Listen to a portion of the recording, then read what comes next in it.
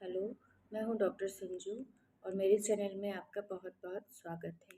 आज हम बात करने वाले हैं एनीमिया के बारे में। एनीमिया क्या होता है? क्यों होता है? किन कारणों की वजह से आपको हो सकता है? क्या इसके साइन सिम्पटम आपकी बॉडी में आते हैं और इसको हम कैसे प्रिवेंट कर सकते हैं? तो आइए शुरू करते हैं। तो एनीमिया क्या होता है? एनीमिया का मतलब होता है शरीर में खून की कमी होना या हमारी बॉडी में हीमोग्लोबिन का लेवल कम हो जाना एनीमिया कहलाता है। कई प्रकार के एनीमिया होते हैं, लेकिन जो सबसे कॉमन एनीमिया होता है वो होता है आयरन डेफिशिएंसी एनीमिया, जो कि नाम से ही पता चल रहा है कि आयरन की कमी से होने वाला एनीमिया। तो देखिए, प्रेगनेंसी के दौरान इस तरह के एनीमिया का होना बहुत ही कॉमन है, क्योंकि प्रेगनेंसी के दौरान ब्लड की डिमांड हमारी बॉडी में बढ़ जाती है। इसलिए हमें ज़्यादा ब्लड की ज़रूरत होती है, ब्लड बनाने की ज़्यादा ज़रूरत होती है हमारी बॉडी को, और ब्लड की फॉर्मेशन के लिए हमारे शरीर को आयरन की ज़रूरत होती है। अगर किसी भी वजह से हमारी बॉडी को आयरन नहीं मिलता, तो उसका इफ़ेक्ट सीधे आपके ब्लड फॉर्मेशन पे पड़ता है। आयरन नहीं मिलेगा तो ब्लड नहीं बनेगा, ब्लड नहीं बनेगा तो खून की कमी हो जाएगी। तो प्रेगनेंसी मेन कॉज़ है एक फीमेल की लाइफ में। वैसे तो मेल फीमेल किसी को भी हो सकता है, बट फीमेल में ज़्यादा चांसेस होते हैं। तो प्रेगनेंसी तो देखिए मेन कारण है, बट कुछ कारण हैं जिसकी वजह से एनीमिया होने का खतरा फीमेल में ज़्यादा होता है। क्या है वो कारण? जैसे कि अगर आपकी 2 प्रेगनेंसी के बीच का गैप कम है, यानी कि आपकी 2 प्रेगनेंसीज़ लगातार हो जाती हैं या फिर कम अंतराल पे होती हैं, तो इसकी वजह से भी फीमेल एनीमिक रहती है। दूसरा है कि अगर आपके यूट्रस में एक से ज़्यादा बच्चे डेवलप हो रहे हैं, यानी कि अगर ट्विन प्रेगनेंसी है या ट्विन से ज़्यादा बच्चे डेवलप हो रहे हैं, तो भी ब्लड की डिमांड आपको नॉर्मल से ज़्यादा हो जाती है। ये भी एक मेन कारण है प्रेगनेंसी के दौरान एनीमिया होने का। या फिर क्या होता है, कुछ ऐसी प्रॉब्लम है जिसकी वजह से डाइट के थ्रू अच्छे से न्यूट्रिशन नहीं मिल रहा है। जैसे कि अगर बहुत ज़्यादा किसी को प्रेगनेंसी के दौरान नौज़िया वॉमिटिंग की परेशानी रहती है, जिसकी वजह से वो खा नहीं पा रही है, तो भी आयरन की कमी शरीर में होने लगती है। या फिर इसके अलावा होता है कि कोई क्रॉनिक आपको पहले से प्रॉब्लम है, जैसे कि पाइल्स की प्रॉब्लम है, या फिर आपको लिवर डिजीज़ है, किडनी से रिलेटेड कोई प्रॉब्लम है, तो उसका इफ़ेक्ट भी कहीं न कहीं आपके ब्लड फॉर्मेशन पे पड़ता है। या फिर आपको आपकी प्रेगनेंसी से पहले जो आपका मेंसेस है, उसकी प्रॉब्लम है, आपको बहुत हैवी ब्लीडिंग रहती है, या फिर बहुत लंबे टाइम तक ब्लीडिंग चलती है। मतलब अगर डिस्टर्ब यूट्राइन ब्लीडिंग, आपको डीयूबी की प्रॉब्लम है, तो भी चांसेस है कि प्रेगनेंसी के दौरान आप एनीमिक रहें, क्योंकि पहले ही आपको ब्लड से रिलेटेड प्रॉब्लम रहती है। इसके अलावा अगर आपकी इम्यूनिटी वीक है, बहुत जल्दी जल्दी बीमार होते हैं, तो कहीं ना कहीं ये भी एक कारण होता है। अगर आप मालनरिश्ड है, ठीक है, आपका खाना पीना अच्छे से नहीं है, तो भी एक ये कारण हो सकता है कि आपको इस तरह का एनीमिया डेवलप हो। देखिए, प्रेगनेंसी तो एक मेन रीज़न है, बट ये किसी भी को हो सकता है। अगर कोई अच्छे से खाता पीता नहीं है या किसी भी तरह की उसको कोई प्रॉब्लम है, तो ये एनीमिया किसी में भी हो सकता है, लेकिन प्रेगनेंसी में ज़्यादातर देखने को मिलता है।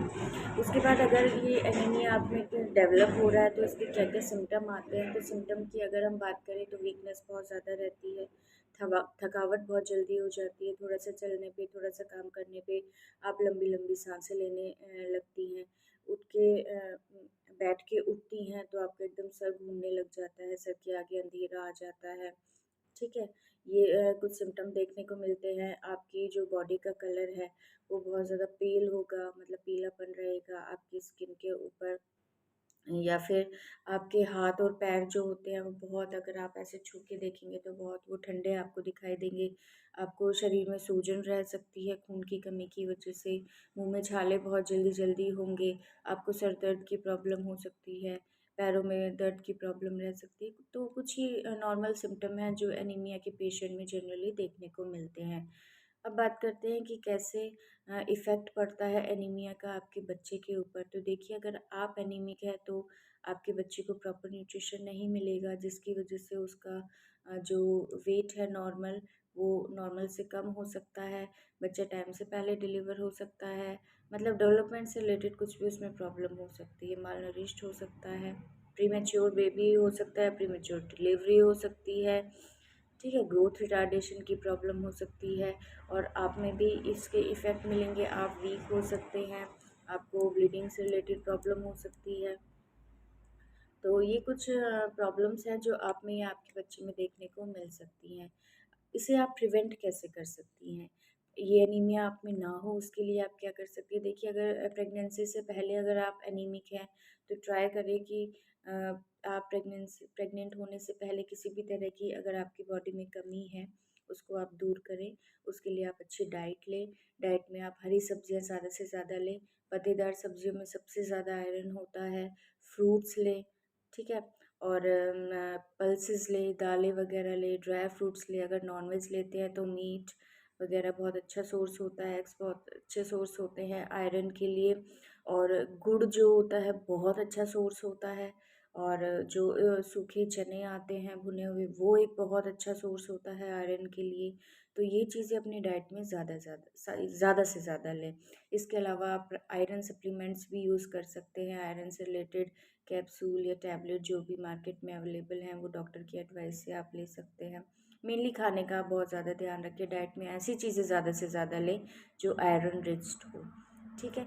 उसके बाद अगर आपको एनीमिया हो गया है तो आप क्या कर सकती हैं? तो ट्रीटमेंट के तौर पे आपको आयरन सप्लीमेंट्स दिए जाते हैं, आयरन की टैबलेट दी जाती हैं, कैप्सूल जो भी आप लेना चाहें वो ले सकती हैं। देखिए, एक नॉर्मल जो लेवल होता है हीमोग्लोबिन का वो हमारी बॉडी में 12 टू 14 ग्राम होना चाहिए। अगर इससे लेवल कम होता है तो आप एनीमिक कहलाते हैं। अगर 7 ग्राम से कम है तो बहुत ज़्यादा ध्यान देने की आपको ज़रूरत है। देखिए, अगर आपके पास टाइम है, आपको प्रेगनेंसी में 4th-5th मंथ चल रहा है और अगर आपका हीमोग्लोबिन लेवल कम है तो आप महीने भर अच्छी डाइट लेके सप्लीमेंट्स लेके ट्राई कर सकते हैं कि आपका हीमोग्लोबिन लेवल बढ़ जाए। बट आपका डिलीवरी डेट नज़दीक है, आपका हीमोग्लोबिन 7 से कम है तो आपको हॉस्पिटल में एडमिट होने की ज़रूरत है। कई बार क्या होता है, टैबलेट कई फीमेल्स को बहुत इंटॉलरेबल होती हैं। टैबलेट खाने से उनको नौज़िया, वॉमिटिंग रहता है या कॉन्स्टिपेशन से रिलेटेड प्रॉब्लम होती है या फिर हीमोग्लोबिन लेवल अगर आपका बहुत ज़्यादा डाउन है, तो ऐसे में कई बार इंजेक्शन के थ्रू, आईवी एडमिनिस्ट्रेशन के थ्रू आयरन सप्लीमेंट्स आपको दिए जाते हैं। और अगर आपका ब्लड लेवल बहुत ही ज़्यादा कम है तो कई बार ब्लड ट्रांसफ्यूजन की ज़रूरत भी पड़ती है। तो सबसे पहले तो आप अपनी डाइट को अच्छे से रखें। दूसरा, आयरन सप्लीमेंट्स आप ले सकते हैं। तीसरा, फिर आईवी इंजेक्शंस आते हैं।